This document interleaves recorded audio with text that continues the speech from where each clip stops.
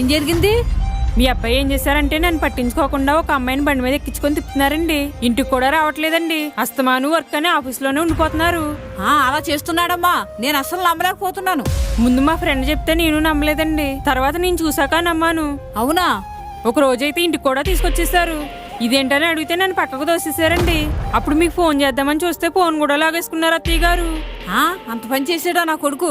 ఇంత మంచిదానికి అన్యాయం చేయడానికి వాడికి మనసు ఎలా ఒప్పిందమ్మా? ఎంత పని చేసాడో నేను అసలు నమ్మలేకపోతున్నాను. చెప్తాను, మీ మామయ్య గారితో చెప్పి ఇంట్లో పంచాయతీ పెట్టిస్తాను.